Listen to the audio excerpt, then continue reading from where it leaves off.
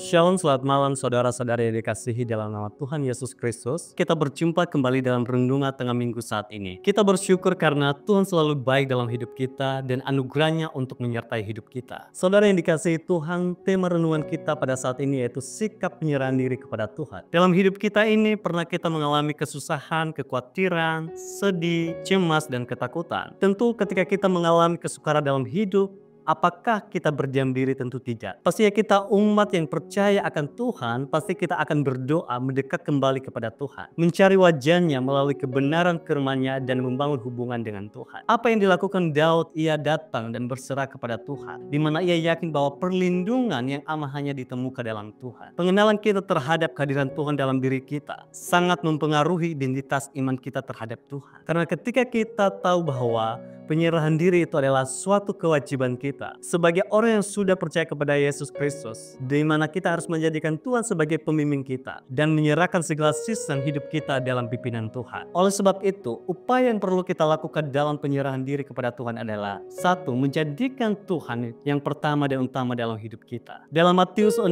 ayat 33 sampai 34, tetapi cari dahulu kerajaan Allah dan kebenarannya, maka semuanya itu akan ditambahkan kepadamu. Sebab itu, janganlah kamu khawatir akan hari esok, karena hari esok mempunyai kesusahannya sendiri. Kesusahan sehari cukuplah untuk sehari. Firman Tuhan ini mengajarkan kita untuk hidup bersyukur dan hidup dalam tuntunannya tanpa rasa khawatir. Namun yang Tuhan inginkan adalah haus akan kebenarannya. Hal yang perlu kita lakukan adalah mengerahkan, menyelaraskan dan tujuan kita dengan Tuhan dalam mengejar hidup yang berpadanan dengan kebenarannya. Sebab ketika kita tahu bahwa Tuhan Yesus yang utama dalam hidup kita, maka kita pun menghargai waktu-waktu bersama dengan Tuhan dalam memperbanyak relasi dengan Tuhan. Dengan membaca firman Tuhan dan merenungkan firman Tuhan, melakukan saat teduh taat pada firman Tuhan, dan mengaplikasikan dan mencerminkan firman Tuhan itu sendiri dalam sesi hidup kita, mau melibatkan dan tetap menjaga hubungan kita dengan Tuhan. Yang kedua, kita bergantung kepada Tuhan dalam segala situasi. Kita bisa melihat di dalam Yeremia 17 ayat 7 sampai 8. Diberkatilah orang yang mengandalkan Tuhan, yang menaruh harapannya pada Tuhan. Ia akan seperti pohon yang ditanam di tepi air, yang merambatkan akar-akarnya ke tepi batang air, dan yang tidak mengalami datangnya panas terik, yang daunnya tetap hijau dan tidak khawatir dalam tahun kering, dan yang tidak berhenti menghasilkan buah. Ayat ini menggambarkan kepada kita sikap penantian dalam menghadapi kesukaran hidup. Tentunya berjalan bersama dengan Tuhan banyak hal yang kita pikul. Tidak seperti kereta api yang kita naikkan akan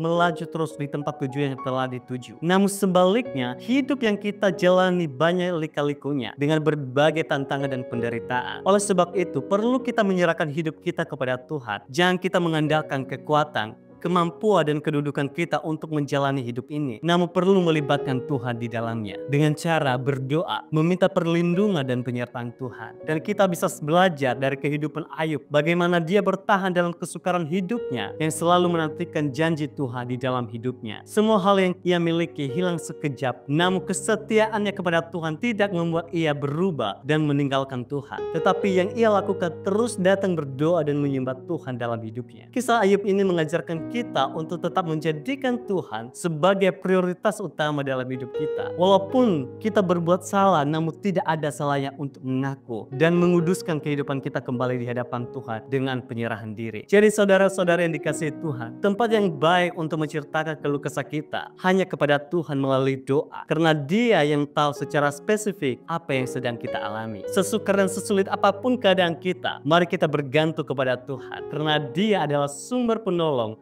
dan pelindung yang setia bagi kita. Ketika kita mau menundukkan diri dan bergaul dengan intim dengan Tuhan, penyertaannya dalam setiap langkah hidup kita akan semakin nyata. Kita pun boleh semakin yakin terhadap janjinya dan percaya bahwa Dia turut bekerja dalam segala hal untuk mendatangkan kebaikan bagi kita semua. Mari kita bersatu dalam doa. Bapa, kami sungguh bersyukur atas kebenaran firman-Mu yang mengingatkan kami kembali untuk selalu berserah kepada-Mu Tuhan. Pada saat ini Tuhan, kami menyerahkan setiap kesukaran, kesusahan, kesulitan, penderitaan, badai hidup yang kami alami pada saat ini ke dalam tangan-Mu. Engkau Tuhan yang turut bekerja dalam kehidupan kami. Tidak ada sesuatu yang terjadi dalam kehidupan kami tanpa seizin-Mu. Tapi kami yakin dan percaya bahwa Tuhan akan memberikan kelegaan bagi setiap kami, dan kami membawa kemenangan demi kemenangan dalam hidup kami. Kami mau menyerahkan hidup kami ke dalam tangan-Mu Tuhan, dalam tuntunan dan penyerahan diri dalam tangan-Mu. Tuhan selalu beserta dengan kami. Di dalam nama Tuhan Yesus Kristus kami telah berdoa dan mengucap syukur. Haleluya. Amin. Tuhan Yesus memberkati kita semua.